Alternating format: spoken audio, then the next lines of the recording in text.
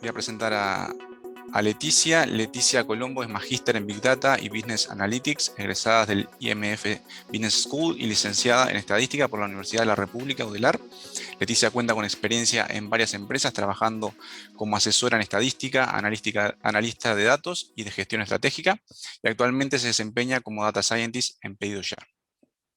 Y la va a acompañar César Reyes, que es ingeniero electrónico egresado de la Universidad Técnica Federico Santa María de Chile, donde se ha desempeñado además como Data Scientist y Research Assistant durante varios años, y actualmente es Data Scientist en PedidosYa, Co-Founder y Data Scientist en Alpha Labs, y docente en la carrera de posgrado de Analítica de Negocio en la Universidad ORT. Así que, muchachos, bienvenidos, gracias por acompañarnos y adelante con vuestra charla.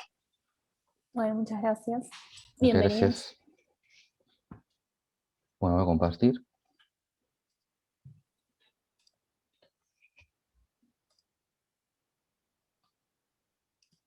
¿Ahí se ve? Sí. Sí, perfecto. Perfecto. Bueno, muchas gracias a todos por participar hoy día, por estar acá, por escuchar lo que les queremos contar. Bueno, la charla de hoy día se llama Implementación de Data Products, los desafíos que tiene implementar modelos de Machine Learning en producción. Es un poco la continuación, si vieron la segunda charla de este ciclo, donde habló Agustina. Ella habló un poco de los Data Products que hemos estado desarrollando, y hoy día vamos a hablar más en específico de uno, y cómo hicimos todo ese flujo de desarrollo. Deme un segundo. Bien. Bueno, queríamos primero presentarles como a nuestro equipo. Nosotros en Pella en general trabajamos por squad, que están alineados con producto. Nuestro equipo lo que hace es trabajar, damos soluciones a demanda a otros equipos que no tienen de repente los recursos o los conocimientos para resolver este tipo de problemas que involucran Machine Learning en este caso. Y bueno, nosotros en realidad somos como un equipo bastante nuevo, se creó el año pasado y fuimos como construidos con ese objetivo de poder como cubrir todo ese pipeline que se necesita para tener modelos de Machine Learning en producción, entre otras cosas.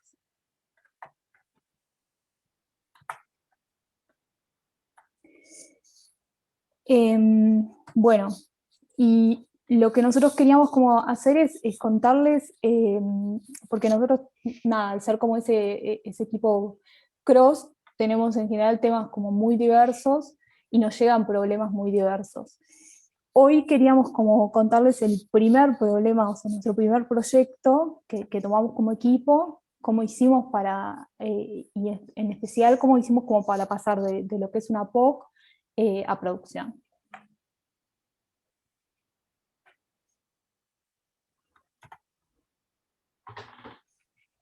Si vemos cómo es el ciclo de un modelo de Machine Learning, el clásico ciclo que vemos como en todos lados, tenemos como desde el principio, que es como la identificación del problema, y es como un paso bastante importante, como qué es lo que queremos resolver y cómo lo vamos a resolver.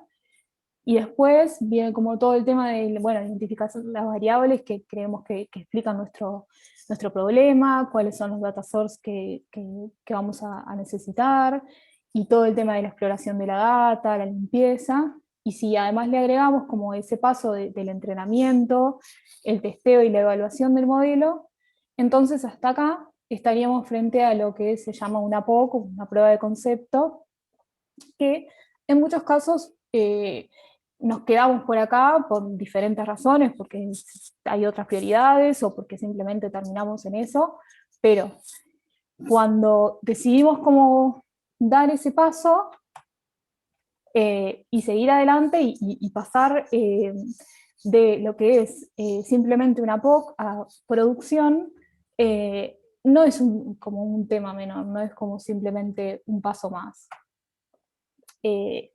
Esto requiere como un conocimiento técnico que no es menor y un montón de etapas y consideraciones que hay que tener en cuenta para poder llevarlo a producción. Nosotros nos vamos a centrar como en esta etapa, en cómo lo resolvimos, y también les vamos a contar algunos problemas que tuvimos como en este primer problema que resolvimos. ¿Cuál fue finalmente el problema? ¿Qué problema teníamos y cómo fue que el producto nos planteó qué era lo que quería resolver y cómo lo enfrentamos? Bueno, lo que nosotros queríamos era, un equipo vino con el problema de que ellos querían como poder predecir la confirmación de una orden. ¿Por qué necesitaban realizar cierta acción? Y hasta ese momento ellos habían trabajado en algo y tenían como una regla fija que funcionaba bastante bien, pero esa regla estaba basada en el comportamiento del partner. ¿Y en cuál era el comportamiento? En lo que se llama el fail rate, que es el total de órdenes rechazadas que tiene el partner sobre el total de órdenes. De cierta forma lo que habían hecho era como segmentar a aquellos partners que tenían un buen comportamiento frente a otros que no. Y el problema de esta regla, que funcionaba bien, es que no estaba a nivel orden, no estaban pudiendo predecir si una orden se confirmaba o no, sino, bueno, todas las órdenes de este partner es probable que se confirmen, o todas estas otras no. Y, por supuesto, que no abarcaba como todo el universo.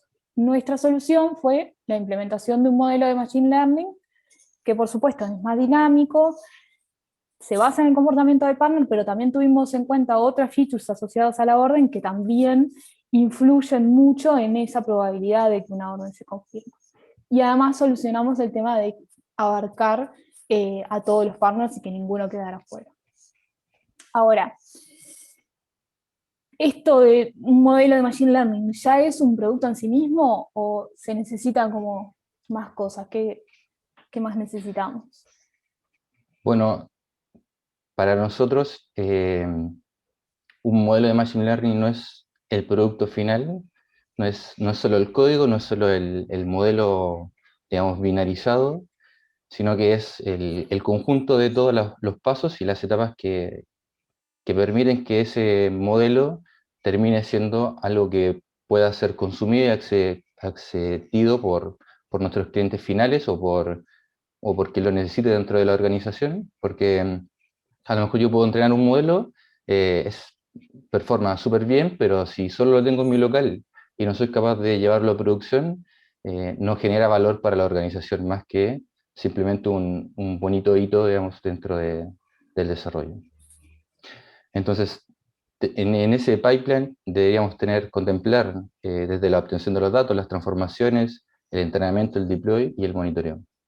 Ese pipeline completo es para nosotros nuestro data product y lo que nosotros consideramos que es lo que genera valor dentro de la organización. Con esto en mente, y bueno, no es algo que inventamos nosotros, sino que, por ejemplo, hay un paper ahí famoso de Google que plantea esa deuda técnica que hay en los proyectos de Machine Learning, donde el puntito negro que está al medio es el código, o sea, si tuviésemos que dimensionar, el código de entrenamiento es algo minúsculo alrededor de todos los otros pasos y etapas que están envueltos en llevar un modelo a producción, ¿no? Desde todas esas etapas que les mencioné, infraestructura, consistencia de los datos, transformación, monitoreo, etc. Bueno, para este proyecto en específico, bueno, ¿cuál era como el scope o cuáles eran los requerimientos que teníamos que tener en cuenta para planificar cómo íbamos a desarrollar el proyecto? Entonces, una de ellas era que las predicciones tenían que ser en tiempo real, o sea que teníamos que disponibilizar una API para que la aplicación pudiese consumir la respuesta del modelo. La API tenía que unificar la data que enviaba el cliente, en este caso la aplicación, con información de la orden, y además tenían que consumir información que no venía de la orden, sino que nosotros había que calcularla de otro lado. Esas features que no venían de la orden, ¿cierto?, que son claves para el problema, se tenían que calcular en real time o en near to real time.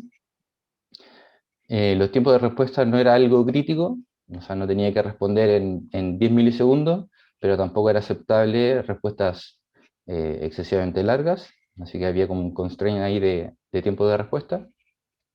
Y la dinámica del partner es variable, por lo tanto el reentrenamiento de los modelos era algo clave dentro de todo el pipeline. Entonces, partimos con la construcción de las features, y bueno, cuáles eran esas features para el modelo y cuál era el origen de ellas.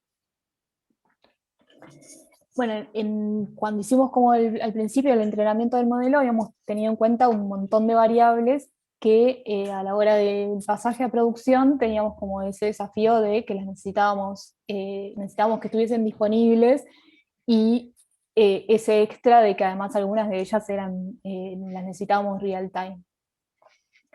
Teníamos como las que venían como asociadas con la orden mismo, cuando se realiza una orden, features como el momento en el que se realiza, no sé, el costo de envío, los tiempos de preparación, el monto. Esas eran las real time y se generan cuando se realiza una orden, vienen de la app. Después teníamos otras que son las near real time, que son variables calculadas, que tienen que ver con, nosotros las definimos así para como evaluar el comportamiento del partner en distintas ventanas de tiempo. El comportamiento en relación a lo que tiene que ver con el fail rate, que son las órdenes rechazadas, y también en relación a la cantidad de órdenes que tiene ese partner, como para ver, bueno, cuál es la capacidad. Y después teníamos otras que eran como más estáticas, que tienen que ver como con la comisión del partner, y si era un feriado o no. Todas estas features nosotros consideramos que, y lo probamos, que eran como claves para predecir si una orden iba a ser confirmada o no. Entonces lo que teníamos que hacer era unir todas esas features asociadas a la orden, juntarlas de cierta forma con toda la data calculada en real time y todas estas variables que además eran más estáticas. Una vez que teníamos las variables, viene el tema del modelo. Bueno, tenemos las variables, teníamos un modelo del que estábamos como contentos con el resultado. Venía el tema del reentrenamiento, porque dado como que el problema y que el comportamiento del partner es como bastante, cambia bastante, nosotros teníamos como la necesidad de incorporar esos cambios. Y el reentrenamiento manual no era una opción. Nosotros ahora lo que estamos haciendo es un reentrenamiento automático que se hace una vez por semana. Entonces, ¿cómo es que resolvimos esto? Tenemos el modelo que está subido a GitHub, en el proyecto correspondiente a este problema de la confirmación de la orden. Y lo que tenemos es un pipeline en Airflow que lo que hace es consumir, recolecta toda la información que se necesita para entrenar el modelo, se entrena y se corre el pipeline de entrenamiento y testeo del modelo con esos datos que fueron recolectados, y lo que hace por último es guardar ese modelo final y respaldar el modelo anterior. Para nosotros era como importante también tener esa trazabilidad de los distintos modelos que estuvieron en producción, porque si en algún momento surgía algo y queríamos como volver atrás, tener cuál modelo estaba corriendo en ese momento y tener como esa posibilidad de rastreo. Eso es como en relación al tema del entrenamiento del modelo. ¿Cómo fue la implementación del servicio de la API para realmente resolver todo este problema?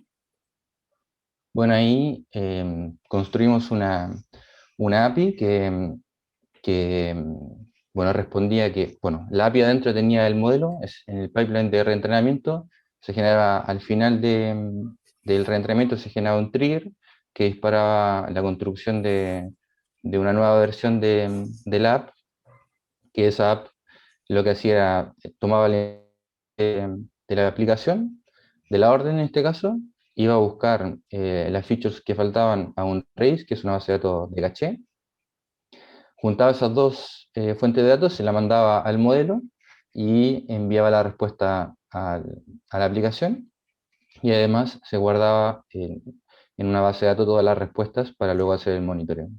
Esas features que se guardan acá, que se consumen de un Redis, son calculadas en near to real time, en un proceso orquestado por Airflow, que consume los datos de orígenes y va calculando en una ventana de tiempo esas features que necesitamos en tiempo real de nuestros partners. Ahora, bueno, como les dijimos ahí, había un flujo que guardaba todas las predicciones y y con eso el objetivo era hacer el monitoreo, pero bueno, ¿cómo evaluamos eso en producción, digamos? Claro, teníamos como en el pipeline se iban guardando los resultados del modelo en una tabla, nosotros en este caso lo teníamos en BigQuery, y además con un cierto delay, pero no muy grande, nosotros tenemos cuál fue el resultado real de la orden, si fue finalmente fue confirmada o fue rechazada. Entonces teníamos como esa facilidad de tener con bastante poco tiempo ya el resultado y poder comparar como cuántos nos habíamos equivocado o no. Y de ahí surgió el tema del monitoreo, que es como un paso fundamental, eh, sobre todo para ver si en algún momento del tiempo se está como alejando de las métricas que nosotros habíamos, que en el entrenamiento habíamos visto, bueno, qué está pasando, no sé, está aumentando los falsos positivos o los falsos negativos, o mismo si nosotros tenemos como un proceso de que si no hay información, las órdenes no van por el modelo, entonces también nos servía como para saber en muchos casos si estaba caída la API o si había algún problema. Eso en relación a evaluar lo que es el modelo. También es importante no solo como evaluar la performance del modelo a lo largo del tiempo, sino también evaluar y corroborar que los datos que estamos usando, que están llegando en producción y que se están utilizando para realizar las predicciones, son válidos y tienen como, son válidos y son como cercanos a los que habíamos utilizado cuando hicimos el entrenamiento. Entonces tenemos otro dashboard que lo que hace es ver la evolución de las distintas métricas, que en realidad son las distintas features, a lo largo del tiempo, nos permite, no sé, monitorear si alguna de ellas se dispara, por qué es, y además tenemos como la comparación de esas features que llegan en producción con las que nosotros habíamos utilizado para el entrenamiento del modelo. Entonces, estos dos dashboards, que además lo que hicimos fue disponibilizarlos en Data Studio, que es como una herramienta que por otro lado, ¿no? Como que nos permitió compartirlo a los stakeholders, o en este caso al equipo de producto, o a los distintos equipos, y es como algo como fácil de compartir, y también era importante que fuese fácil de comprender para que ellos también pudieran como hacer ese monitoreo del modelo y de los datos y de cómo iba todo. Eso en relación a lo que tiene que ver con el monitoreo de nuestro modelo. No, está bien. Sí. Sí, no me está funcionando el remoto por eso. Pero también otra cosa que tenemos que tener en cuenta cuando hacemos como cualquier cambio en la app, o en este caso la acción que estábamos haciendo, es cómo nuestros usuarios, cómo impactan los usuarios finales, porque podemos tener como un modelo que está buenísimo y que tiene unas métricas que están tremendas, pero si el impacto para el usuario no es buena, podemos estar como, nada, en realidad no está bueno lo que estamos haciendo, y en general lo que hacemos es hacer A/B testing, que lo que permite es como nos permitió medir como cuál es mejor, y en base a esos resultados tomar las decisiones. Lo que nosotros hicimos fue, bueno, cuando lo pusimos en producción, hicimos en este caso un ABC test, que una parte de los usuarios no tenía ninguna acción, en la otra se estaba aplicando la regla fija, y en la variación 2 aplicábamos el modelo. Esto nos permitió confirmar que la acción no tenía como ningún impacto negativo en los usuarios finales.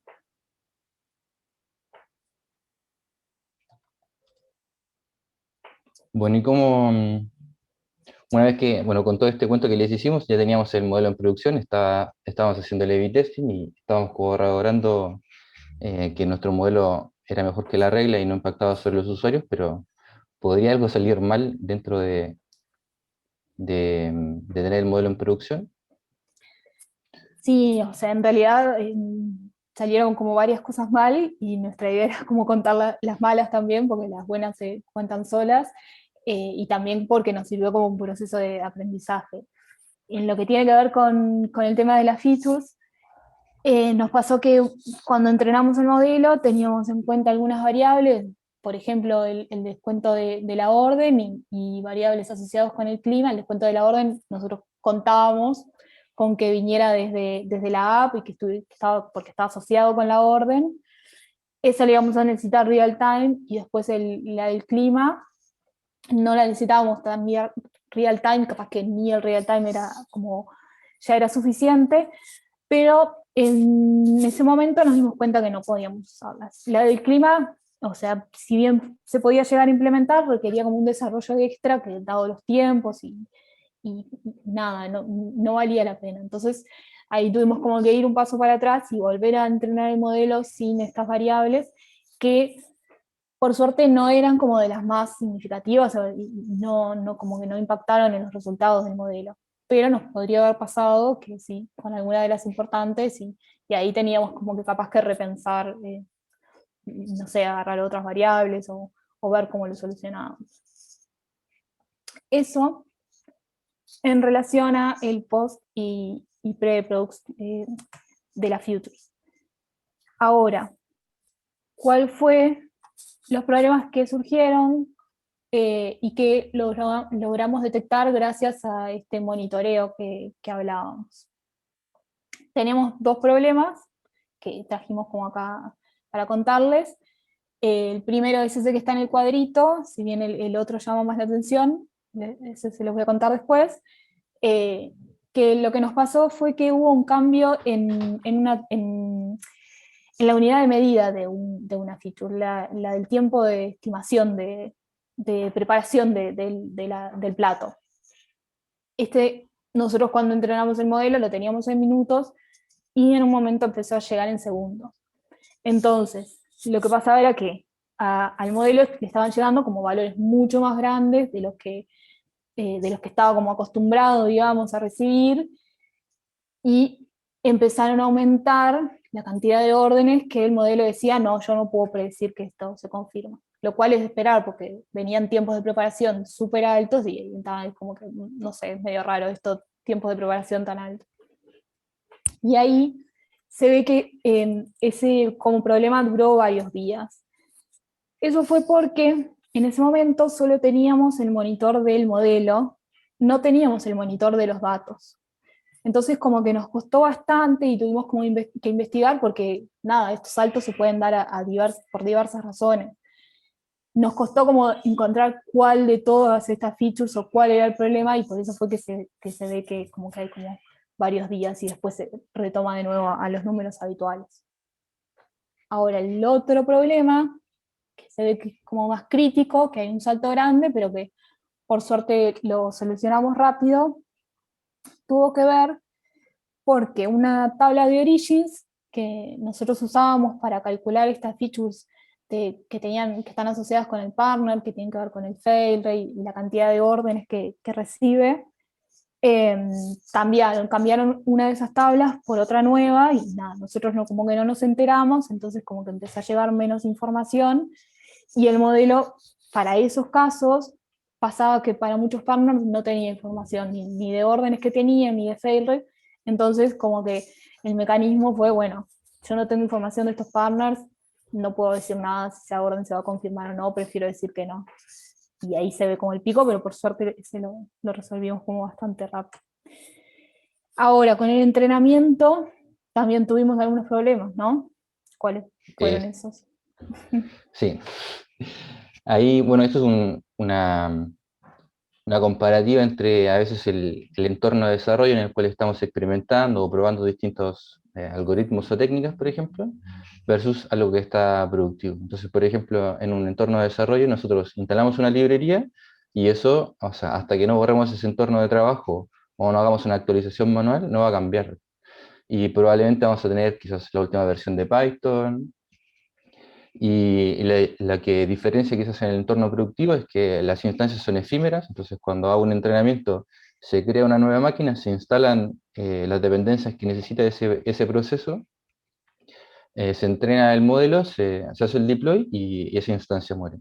Entonces como hay n veces se reinstalan, si bien nosotros forzábamos a que las versiones de la librería fueran fijos, a veces habían dependencias a esas librerías que cambiaban y, bueno, y generaban errores en la instalación de los paquetes y eso generaba que el modelo no se reentrenara y que fallara, digamos.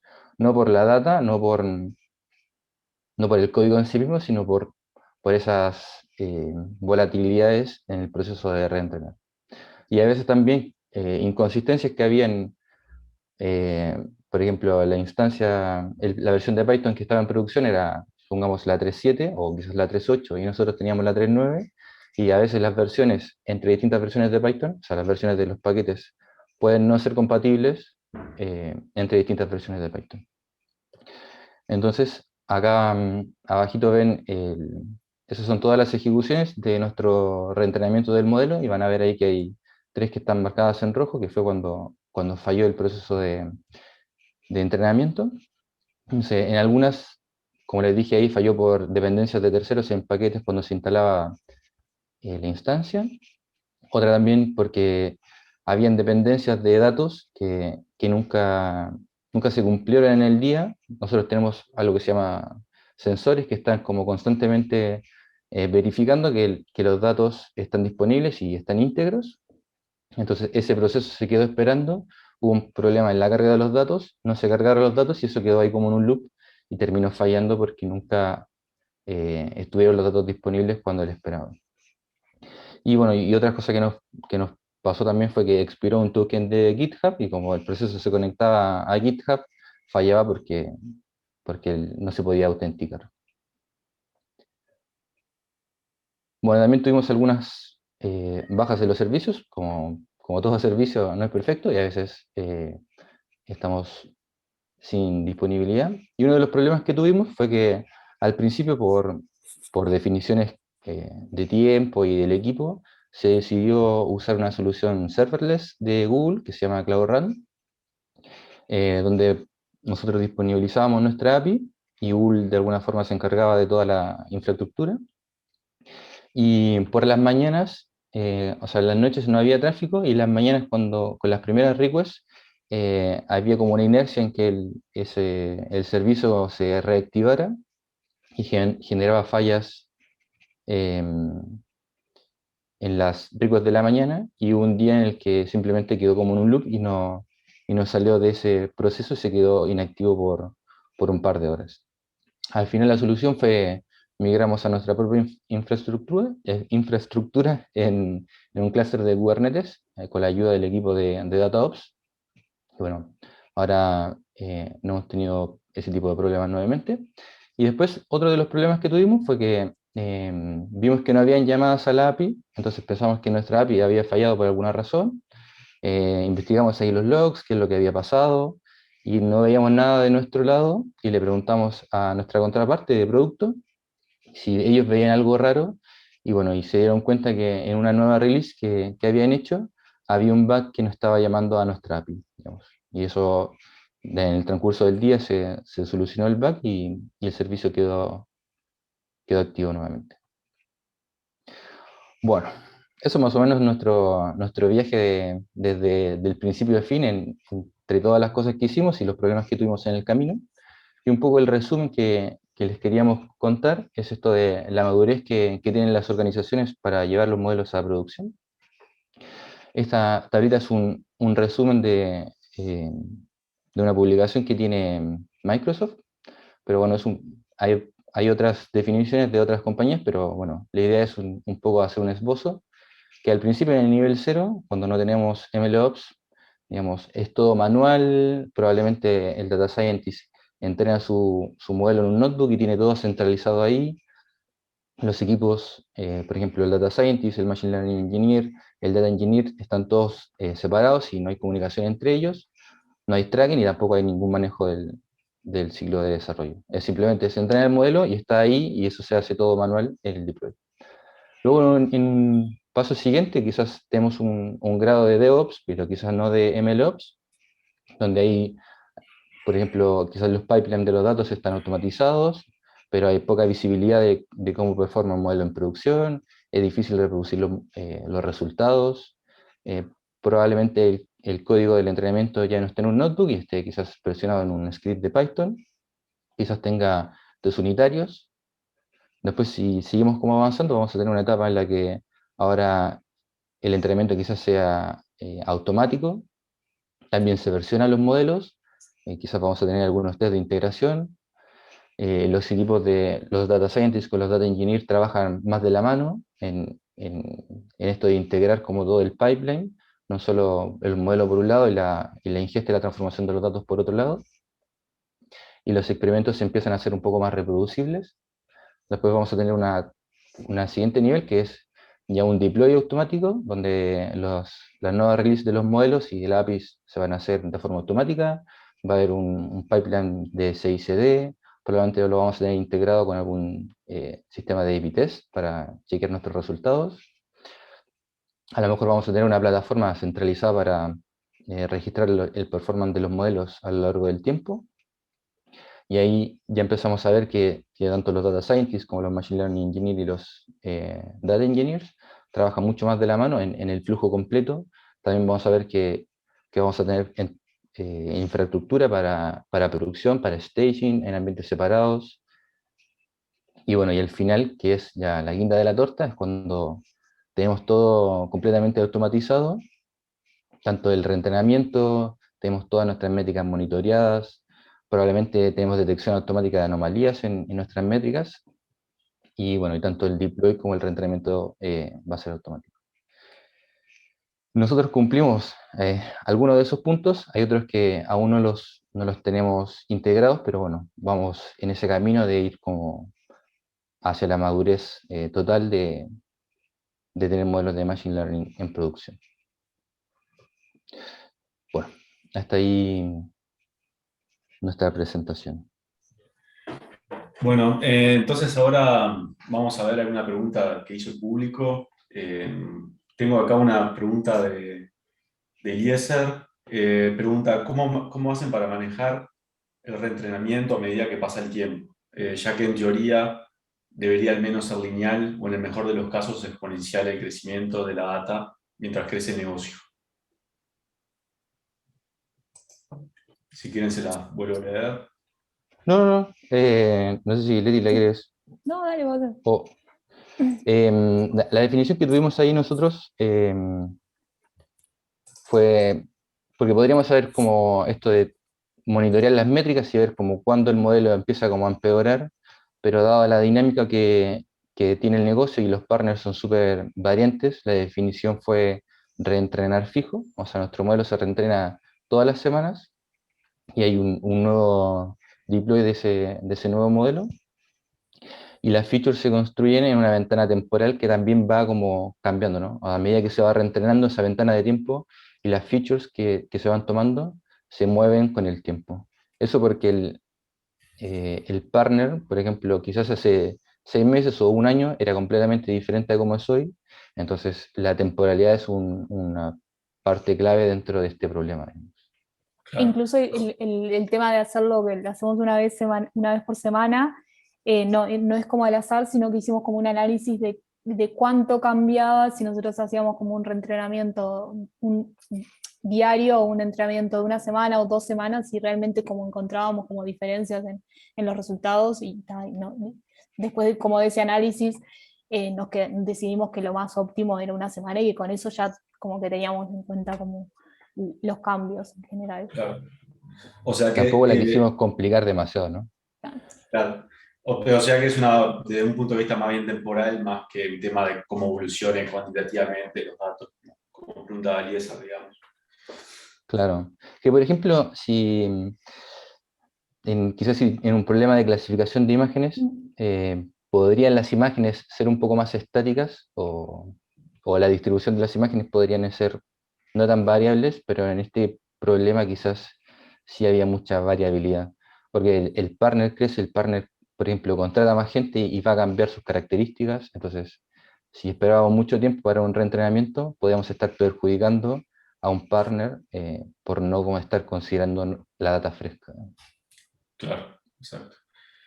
Y después también una pregunta más, digamos, si creen que es enriquecedor y cómo aprovechan y tener distintos perfiles profesionales en su equipo, dado que mismo ustedes vienen de desde orígenes, digamos, de formación distintas, por ejemplo, si ellos creen que ha enriquecido el equipo, qué cómo aportan de distintos lados, digamos, cada uno.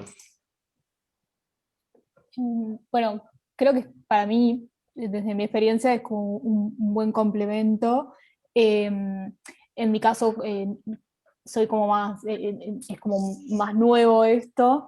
Yo tengo como formación de licenciada en estadística y en realidad como la base de nuestro conocimiento son como todos estos algoritmos y yo creo que capaz que la parte de programación es como lo más débil, si se puede decir, y por otro lado creo que, no sé, del otro lado César nada, tiene como otros, o sea, me parece que como que nos complementamos. Claro. Sí, y sobre todo o sea, voy a complementar la respuesta de Leti, es que nuestro equipo tiene Sí, 4 nacionalidades, porque tenemos también. una alemana, un chileno, un brasileño y bueno, bueno, un argentino también. Argentina ahora también. Claro. Parece un chiste de esos que comienzan con, Sí, estaba en un avión, tal. No, no.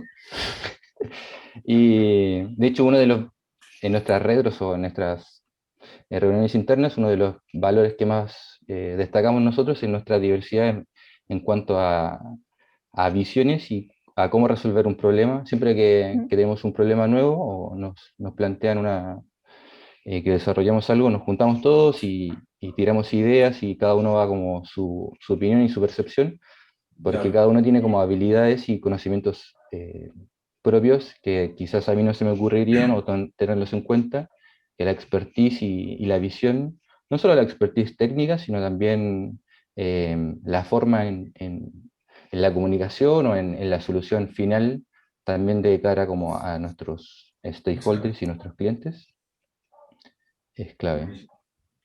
Y una pregunta de Pablo, primero dice buenísima la charla, y después pregunta si estas estadísticas de aprendizaje son por país, están segregadas por región, dado que asumo que el modelo es afectado por la idiosincrasia y cultura de las personas, ¿aplica solo para Uruguay? ¿O el modelo soporta toda la región o incluso Europa con Delivery King? Pregunta Pablo. está como para toda la región, y una de las como, nada, está como entrenado para el comportamiento, en este caso es más como el partner, no tenemos el país, o sí tenemos el país, entonces de última como que, nada, tenemos como esa variable que Es si hay una como feature más. alguna, claro, si realmente el país aporta como algo diferente, también lo está teniendo en cuenta. Claro. Sí, ahí solo para aclarar, nosotros en Pedido Ya damos soluciones regionales a a todos los países en donde Pedido Ya opera. Si bien nosotros pertenecemos a una empresa que está en Alemania, que se llama Delivery Hero, algunos de los servicios nosotros los consumimos de Delivery Hero, que son a todas las marcas en el mundo, pero nosotros operamos solo sobre América, digamos. Y Ahí nuestras va. soluciones son para todos los países. Bien. Y después la última pregunta de Eliezer, que está más concreta. Dice, ¿cuánto tiempo toma madurar un equipo de Machine Learning entre estas etapas que describían ustedes en la última diapositiva?